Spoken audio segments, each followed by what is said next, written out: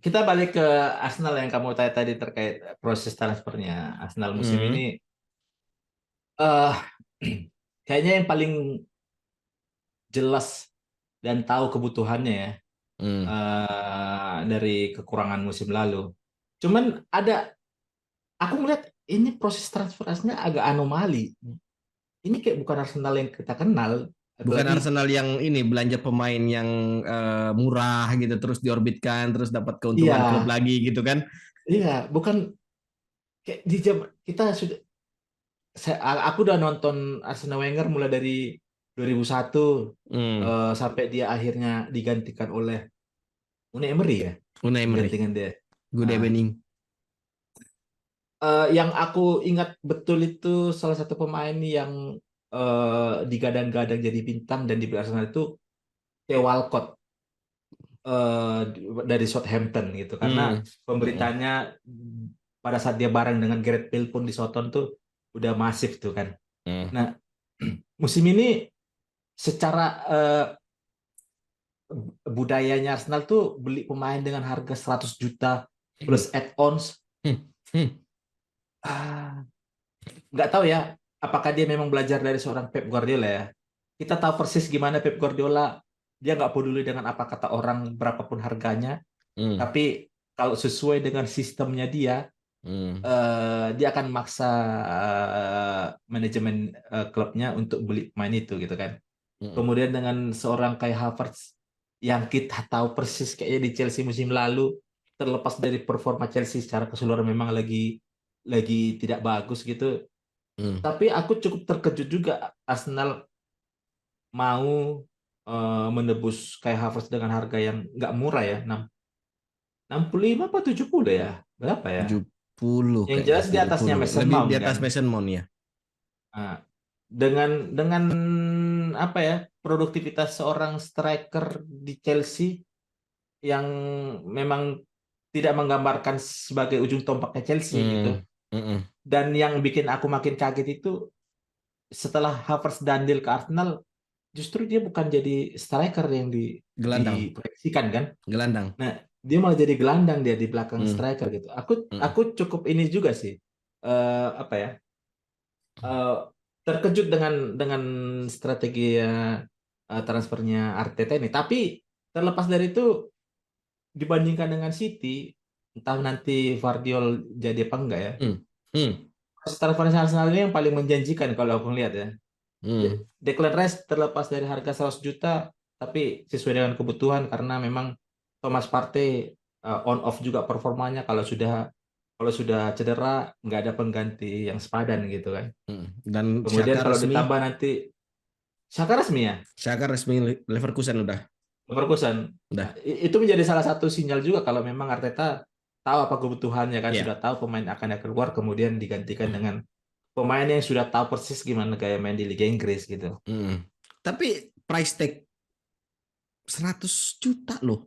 Pemain Inggris loh. Inggris. Kalau kalau ngomongin pemain di luar Inggris mah nggak masalah, nggak. Hmm. Inggris loh. Jadi Kita lupa kayaknya sama Jack Rodwell, Ross Barkley. eh, Memang memang sepatut itukah Declan Rice dihargai sebagai pemain termahal Inggris sekarang loh, pemain termahal Inggris dia. memang terlepas dari image pemain Inggris itu yang overpriced ya, Hmm. eh, yang membuktikan nanti worth it apa enggak ya nanti musim depan kan. Eh, karena siapa tahu nih, sama persis seperti Jack Grealish di musim pertamanya pun dia nggak menampilkan seperti apa yang ditampilkan pada saat Pas di Aston Aston Villa. Villa gitu kan. Hmm. Hmm. Kemudian pada saat musim keduanya dia sudah mulai paham apa keinginan seorang Pep Guardiola. Walaupun dari penampilan nggak seimpresif pada saat main di Aston Aston Villa. Villa gitu Iya kan. iya iya Tapi iya iya. sesuai kebutuhan gitu kan. Hmm. Nah, Declan Rice ini, aku nggak tahu, bukan tipikal yang misalnya gemar dengan pemain Inggris ya. Mau siapapun kayak selain Wayne Rooney, selain Wayne Rooney. Nah, eh tapi karena memang Arteta yang pegang nih, jadi salah satu muridnya Pep Guardiola, jadi agak susah juga gitu untuk underestimate based on price tag-nya gitu. Hmm. Karena siapa tahu dengan katanya setelah dengan kedatangan Declan Rice ini, Arsenal bisa bermain dengan single pivot tuh, single DMF, karena nanti akan dibantu salah satu inverted fullback-nya gitu Hmm. di lini tengah gitu. Betul betul. Karena seperti yang kita tahu Declan Rice itu di final Conference League, Ya, pemain lain 120 menit dia sudah masih tolak pinggang masih semua, masih dia masih konsisten dia. Hmm. dia masih ngukur lapangan kan, dia bisa ngukur lapangan dia. Iya, iya. Nggak ada pegang tolak pinggang dia kan, jadi dan kayaknya dari sisi apa ya, eh, Hmm. Hmm. bukan tipikal yang rentan cedera kayaknya Bukan, bukan, gitu kan. bukan. Hmm. Nah, Arsenal paham betul kalau misalnya musim depan mereka akan finally ikut Champions League, akan Finally ada ya, jadwal finally. finally jadwal semakin padat. Tipikal pemain yang kayak gini yang punya endurance Hmm. selama 90 menit itu yang paling paling vital sih, karena Hmm. di United Casemiro dengan usia seperti itu nggak bisa dipungkirin, Hmm. 90 menit nggak akan sama seperti 2-3 tahun yang lalu gitu kan. Ya. Di City Rodri masih oke gitu. Di Liverpool Fabinho pun kayaknya Ya, seharusnya sudah ada pengganti untuk sosok DMF ya, karena McAllister dengan Szoboszlai bukan bukan seorang DMF ya, gitu ya, kan. ya, ya. Hmm. Nah, United di ada kok Pak, McTominay. aduh, eh, kayaknya faktor dia pemain Skotlandia ini nggak memang nggak anu sih di kayak di Liga Inggris sih. Kayak semoga sih David Moyes bisa Ngambil ya. bisa ngelihat supaya ngambil gitu, atau ke Iya, Newcastle lah gitu, karena iya. tapi nggak tahu Tonali sudah resmi mendarat di Saint James Park gitu kan, Iya, iya, udah. nggak tahu lagi mau kemana nih si kawan ini kan. tapi tapi nggak tahu, eh, aku juga jadi kalau mikir nih, akhirnya United nggak ada dapat penambahan pemain di lini tengah ya, yang di Hmm. DMF gitu. Hmm. Setelah dipikir-pikir lebih runyam kalau misalnya McTominay pindah atau Fer pindah gitu. Sama persis kayak Maguire. Kalau misalnya nggak ada tambahan back di di di bursa transfer ini, Maguire pindah, kayaknya masalahnya makin runyam gitu. Jadi walaupun misalnya eh tergantung kondisi sih ya, tergantung kondisi. Kalau Hmm. memang tidak ada, entah nggak ada yang dipromot dari akademi gitu, nggak ada pemain Hmm. baru yang status loan atau ala status apalah gitu kan. Hmm. Dengan merekanya pergi itu kayaknya bukan jadi salah satu solusi dari dari kondisi transfer yang agak alot di United ini sih. Hmm. Jadi eh, transfer yang sejauh ini bagus gitu. Hmm? Arsenal ya. Arsenal lah apa yang paling bagus kayaknya. Sama anu Aston Villa. Oh iya, Pau Torres ya. Pau Torres sama Yuri Sama Yuri Tielemans. Tillemans. Brengsek memang itu. Tahu loh pemain yang cocok sama kebutuhan, sama yang pemain bagus yang nggak mahal tapi bisa main dengan iming-iming main di kompetisi Eropa gitu. Tapi aku juga jadi bertanya-tanya loh. Hmm. Ah, kita kan memang yang nonton Yuri Tielemans, Ruben Neves gitu kan. Hmm. Hmm.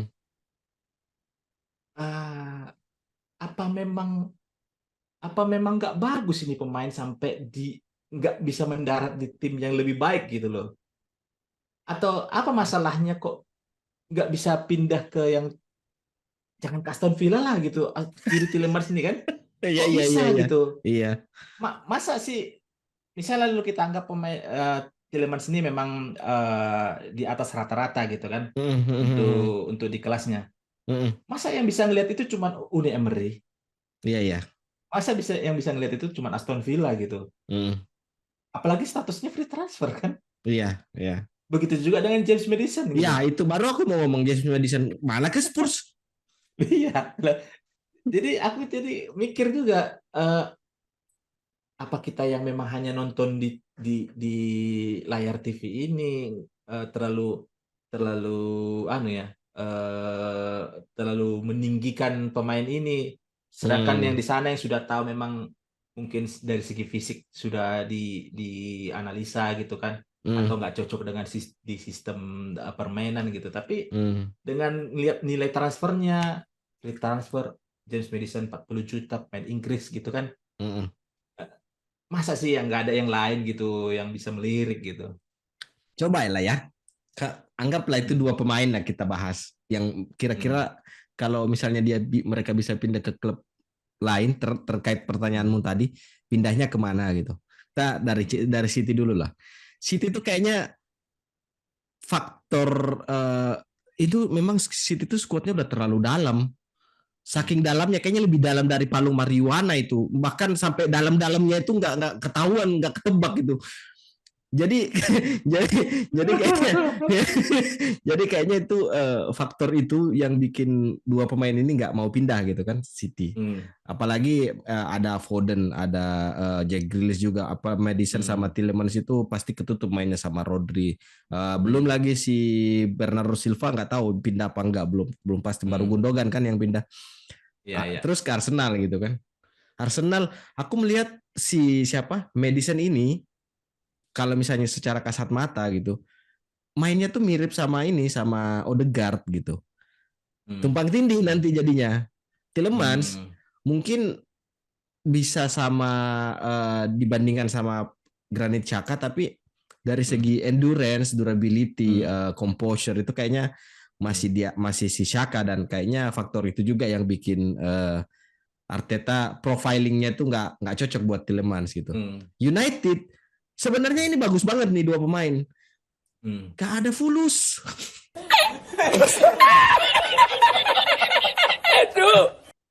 tapi tapi gimana ya,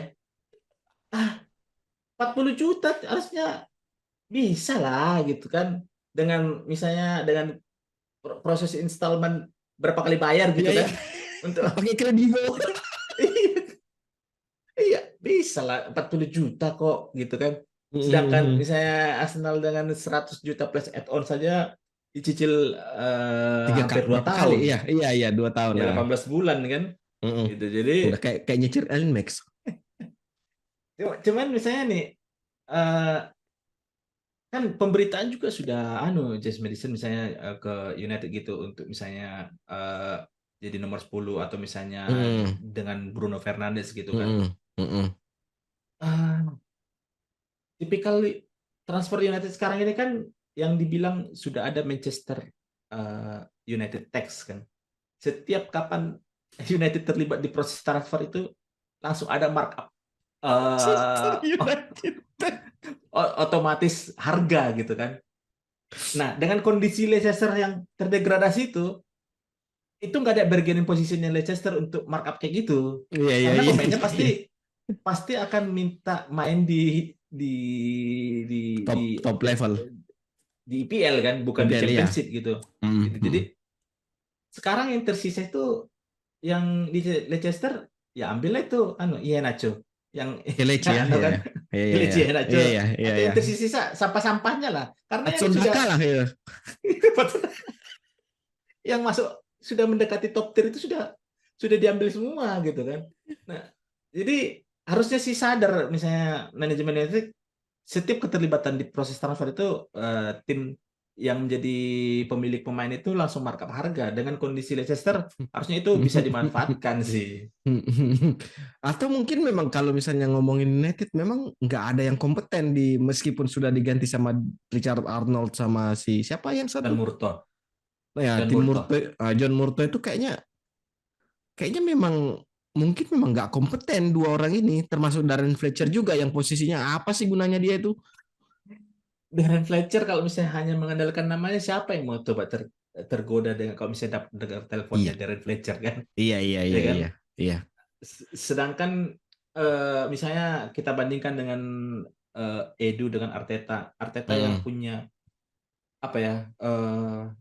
Kayak dalam tanda kutip dia sangat bernafsu dalam masalah kepelatihan kan, karena mm, punya mm, passion mm, tipikal Spanyol gitulah mm, dengan gayanya di pinggir lapangan dan bisa memberikan motivasi ke pemain untuk datang ke Emirates gitu. mm, mm. John Murtough ataupun Richard Arnold, aku malah terkejutnya dengan dibilang berhasil mendatangkan Mason Mount ini dari salah satu Pencapaian. keberhasilannya mereka berdua gitu kan. Walaupun kita memang nggak tahu persis gimana gimana sebenarnya detail proses transfer ini, tapi Mm, mm. nggak cukup kalau misalnya hanya satu pemain didatangkan Iya, gitu. apalagi sekelas Apalagi United. sekelas United dan status kontraknya Mason Mount juga di Chelsea tinggal 1 tahun lagi. Jadi Iya, iya, iya, iya, itu ya juga kan, tuh. Mm, kalau misalnya dibilang still deal enggak, tapi hanya good deal aja gitu mm, kan. mm, mm. Bagi United, tapi ke Chelsea lebih bagus lagi gitu. Iya, Nah, betul. apakah memang jajarannya inkompeten? Ya, kayaknya memang selama yang masih yang orang Amerika itu di situ kayaknya ya jangan terlalu banyak berharap sih memang. Malah aku kepikirannya gini loh, aku sempat pada saat Ed Woodward itu kayak enak zamanku tuh. Kamu orang yang Karena kesekian yang ngomong kayak gitu. kita bisa bayangkan loh siapa yang menduga bisa datangkan Lukaku 90 juta dengan kondisi eh, Pogba sudah ada gitu kan. Siapa lagi yang pemain bintang didatangkan gitu kan. Zlatan, Iya. Zlatan gratis sih. Bukan Alexis Sanchez mungkin pada saat terlepas dari penampilannya ya, pada saat kedatangannya itu menjadi salah satu pemberitaan yang sangat luar biasa gitu kan. Betul, betul. Walaupun itu hasil tukar guling kan dengan Mkhitaryan. kita lihat gitu kan. Tapi proses transfernya itu setidaknya ini apa hasrat fans itu terpenuhi di awal Hmm. aja gitu Iya, iya, kan. di awal aja. Di awal aja gitu. Tapi Eh, memang yang sekarang ini setiap buka Explorer Instagram semua pemain berbaju United, ujung-ujungnya nggak ada gitu kan. Ujung-ujungnya nggak ada gitu. Padahal aku nggak pernah searching apa-apa pemain United loh. Di Explorer itu muncul pemain United semua gitu.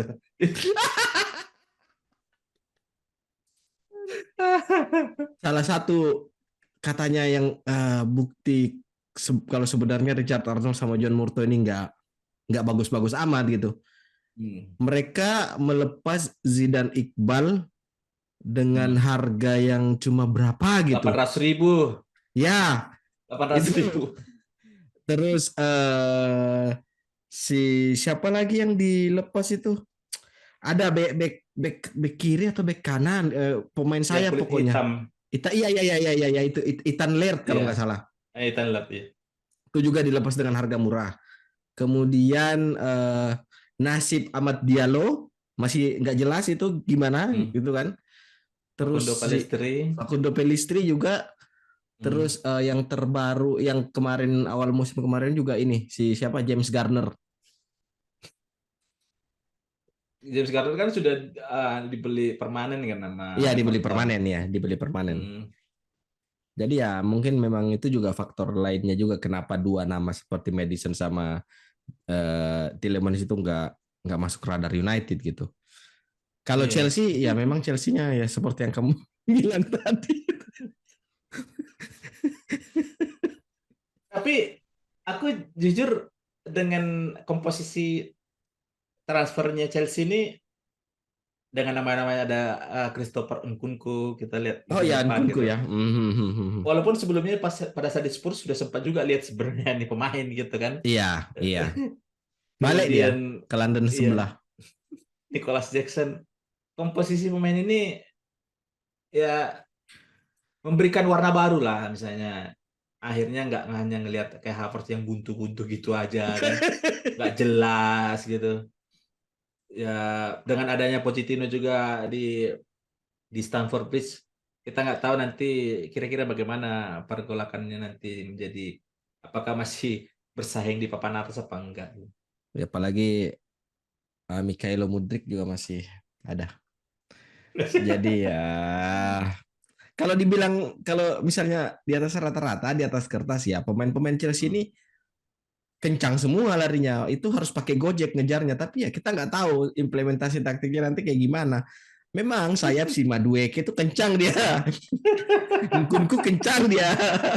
Iya, Mudrik kencang juga tapi ya kita nggak tahu. lari kencang nggak bisa belok kan. Makanya itu kayak babi hutan kan.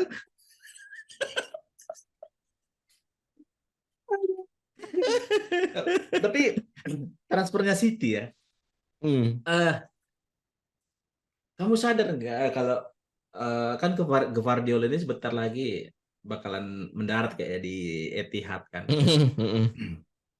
Sejak kedatangannya Pep Guardiola itu eh, susunan pemain di belakang itu nggak ada yang harga murah tuh. Iya, iya. Mulai dari Kyle Walker, Hmm. Benjamin Mendy yang lagi di Kasus. kemudian John Stones, Hmm. Ruben Dias gitu. Hmm. Tanpa tanpa kayaknya rumor yang penuh drama queen Hmm. dikaitkan kemana-mana siapa yang Hmm. dengan harga mahal tuh eh apa ya?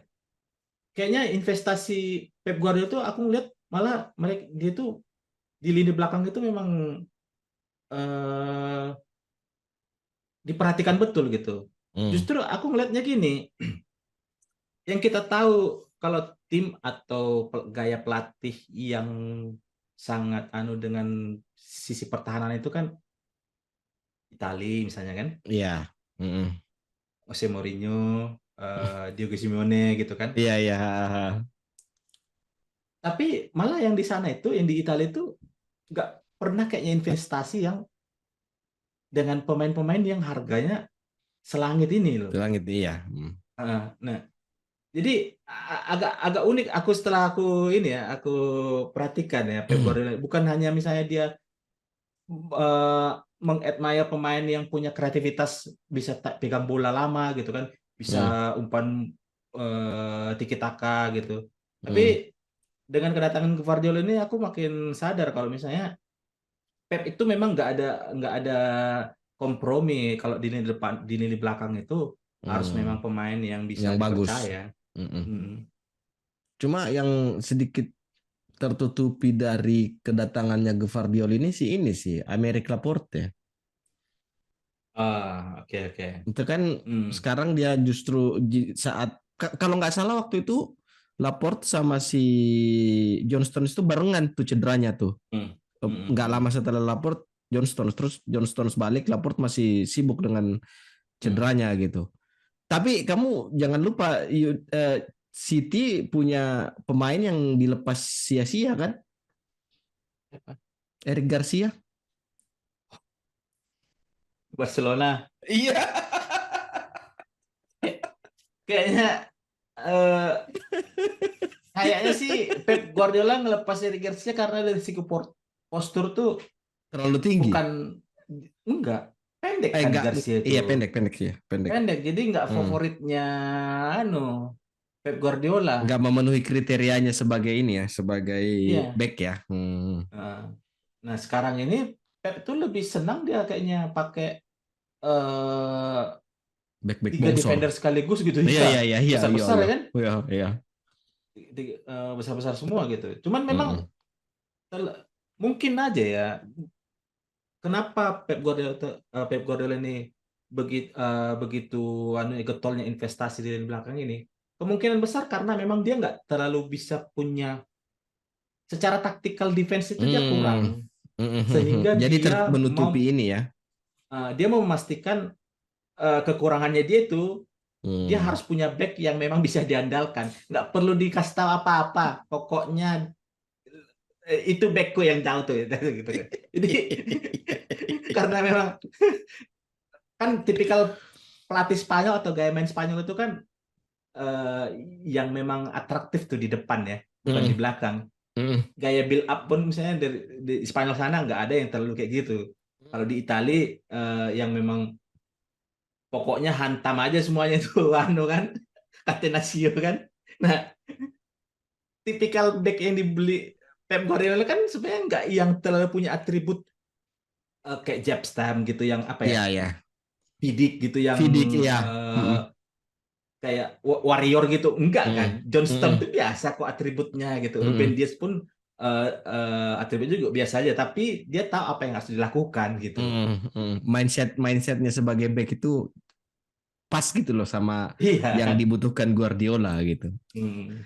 Nah, ngomongin back ya, ngomongin back ini kita langsung pindah ke eh, topik satu topik yang menarik sih minggu minggu ini 2 minggu ini yang lagi rame itu Hmm. tentang aturan baru offside.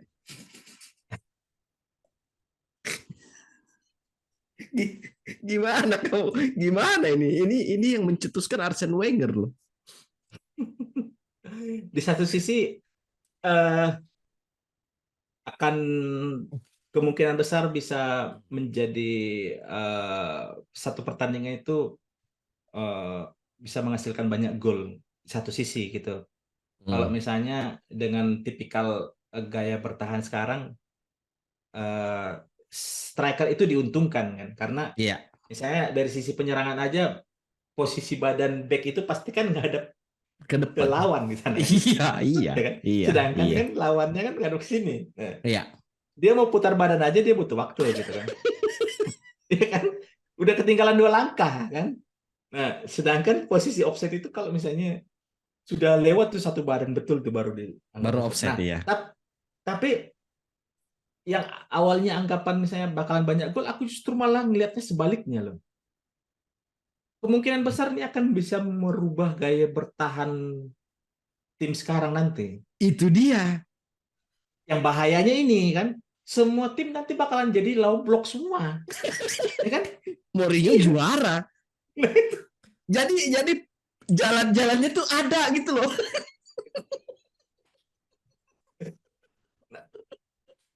Nah, kan sekarang kan tipikal-tipikal pemain apa gaya-gaya bermain itu kan high press gitu High kan, press ya. defensive line-nya tinggi gitu kan. Betul, inverted fullback ya Nah, kan. kan? Nah, kita belum selesai dengan masalah VAR yang justru menambah drama. Awalnya kita yang khawatirkan itu menghilangkan sebuah drama pertandingan. Ini Iya. sekarang malah jadi menambah drama gitu kan. Hmm. Kita dihadirkan dengan salah satu usulan, walaupun memang belum official ya, masih uji coba di 3 negara kalau nggak Tiga salah gitu negara, kan. Belgia kalau nggak salah. Eh, yang di kayak sepak bola yang memang bisa dibuat sepak bola gajah kayak di sana karena sedikit pemberitaan kan. Uji cobanya cocok di sana gitu. Nah, tapi jujur ini menjadi salah satu ya, sebagai penikmat sepak bola ini bisa memberikan eh, Nostalgia. bukan Wow. eh, nafsu nonton yang baru gitu. Iya, iya, Jadi betul, betul. Aku juga. Iya, iya, iya. kan Iya, benar. kita harus Iya, benar. lakuin dengan kehadiran VAR ini kan, eh, justru mau deg-degannya itu bertambah kan pada saat kita nunggu ini VAR golnya disahkan apa enggak kan. Betul, betul. Awalnya. Nah, Betul. sekarang dengan adanya aturan baru ini, walaupun sedikit agak kayak kurang make sense sih, karena apa? Eh, pada akhirnya yang lagi diuji coba ini sebenarnya sudah diterapkan di Liga Indonesia kan. Ya, ya, ya. Di Liga Indonesia itu hakim garis itu udah lewat pun kayaknya mau satu badan 2 badan.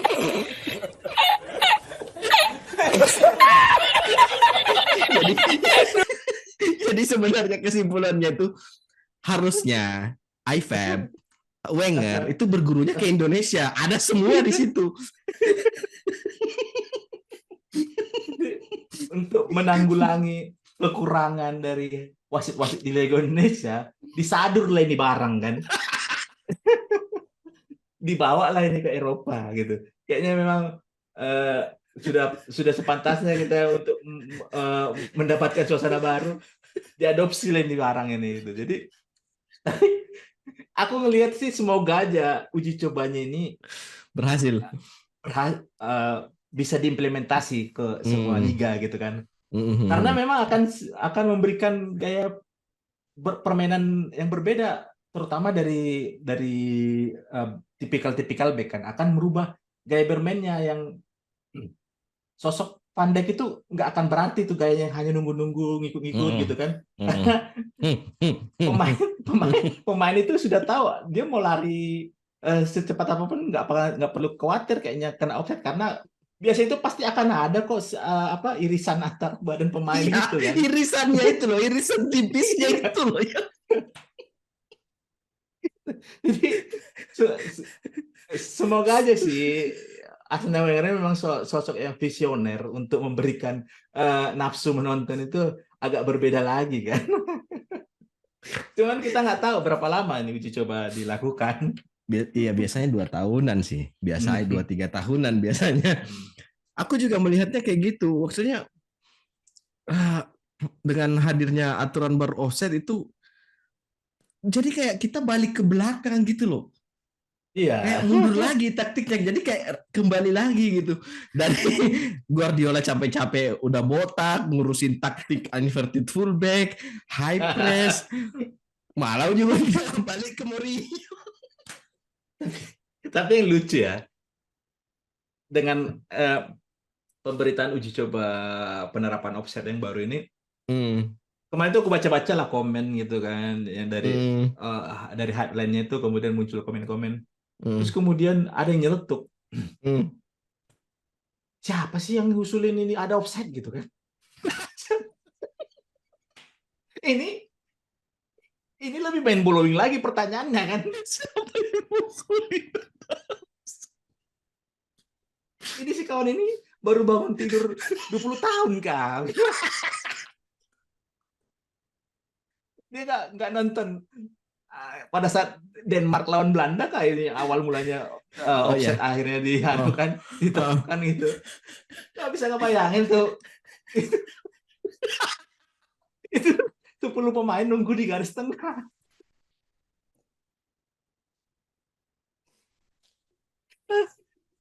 Lucu loh. Siapa sih yang ciptain offset gitu? Loh, woi sadar woi bangun deh. Macam mana? Astaga.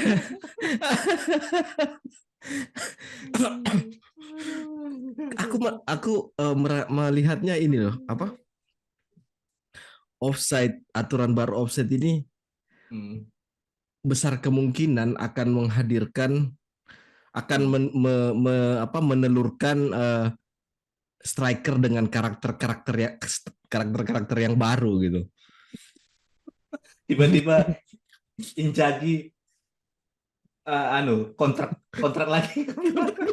Makin ayo ayo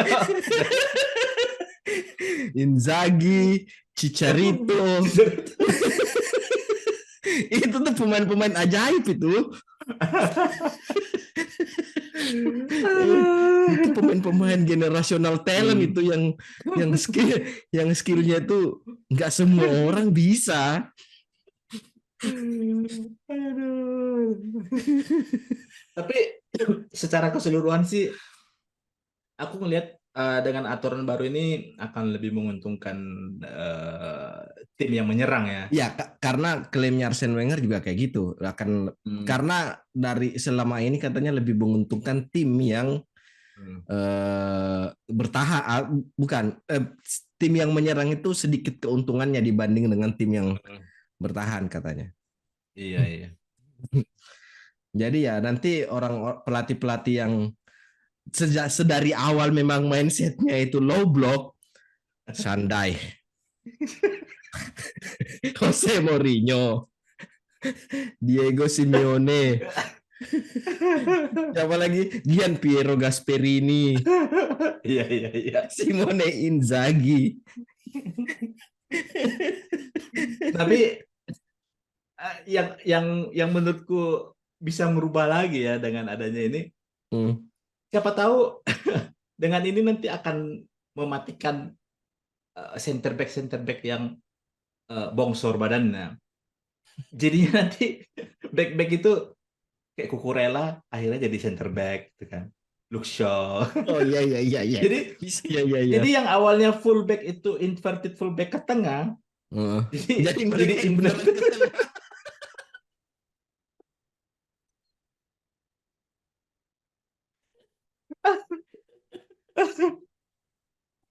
Atau mungkin strategi bertahan yang dulu tahun berapa itu yang pakai libero Ya sudah ya, dipakai itu jadinya kan. betul. Satu orang di depan kiper, kemudian di depannya masih ada center back-nya gitu kan. Iya, iya. Bisa Kayaknya jadi itu sih itu sih, akan kayaknya sih itu sih menarik loh mimpinya itu. mimpinya Wenger kayak gitu. Iya, iya. Mimpinya Wenger kayaknya mengembalikan marwah libero sebagai posisi di sepak bola.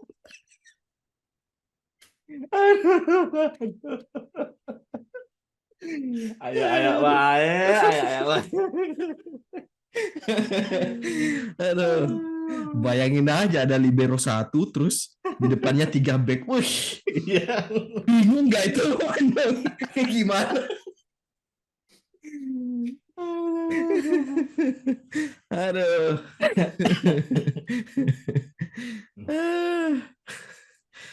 Iya, aturan baru, aturan baru.